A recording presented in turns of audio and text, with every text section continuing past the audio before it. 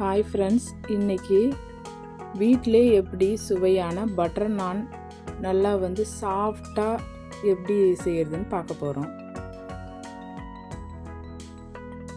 அதுக்கு ஒரு பவுலில் ஒரு கப்பு தயிர் எடுத்துக்கோங்க, அரை ஸ்பூன் சர்க்கரை, அரை ஸ்பூன் உப்பு, அரை ஸ்பூன் பேக்கிங் சோடா, அதை நல்லா போட்டு கலந்துருங்க.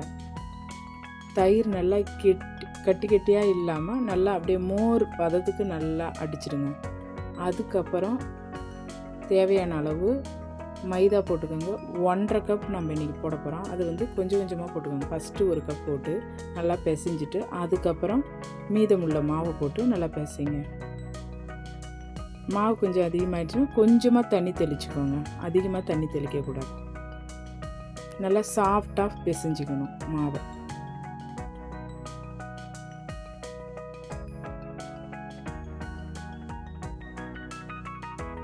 இதே அளவுலே போடுங்க, கரெக்டாக வரும்.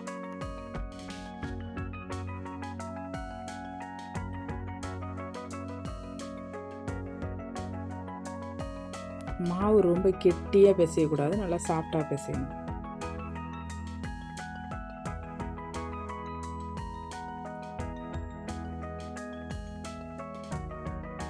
எல்லாம் கரெக்டாக சாஃப்டாக வந்துருச்சு பாருங்கள். இதை நம்ம அப்படியே பிரிச்சுக்க போகிறோம். கரெக்டாக எத்தனை உருண்டை வருதுன்னு அதுக்கு ஏற்ற மாதிரி பிரிச்சிடலாம். பிரித்து நம்ம ஊற வச்சிடலாம். இப்போயே உருட்டிட்டு இதை ஒரு கத்தி எடுத்து அழகாக சரிசமாக கட் பண்ணிக்கோங்க. கட் பண்ணி பிரிச்சிருங்க. பிரிச்சுட்டு தனித்தனி உண்டையாக நல்லா பிடிச்சி வச்சுக்கோங்க. பால் மாதிரி அழகாக பிடிச்சிட்டு அதுக்கப்புறம் இது மேலே எண்ணெய் ஊற்றி அந்த உருண்டை எல்லாம் ஸ்ப்ரெட் பண்ணுற மாதிரி பண்ணிவிடுங்க.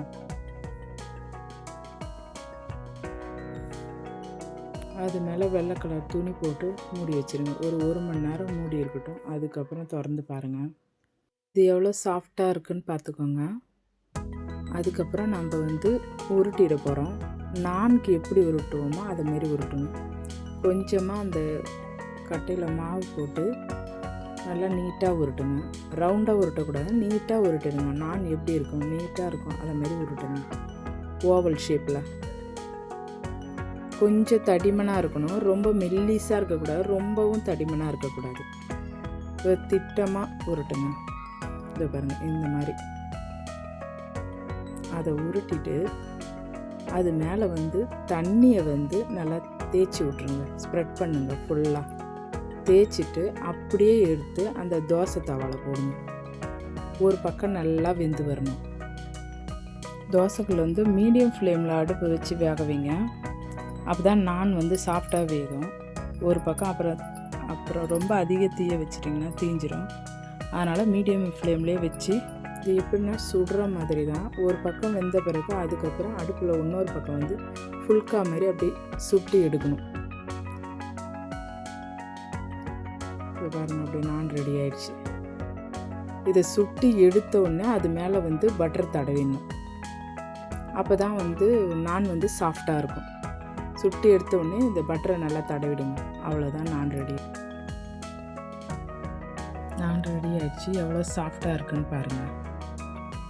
இதுக்கு இன்றைக்கி சிக்கன் கிரேவி செஞ்சுருக்கேன். அது கூட பட்டர் நான் சூப்பராக இருக்கும்.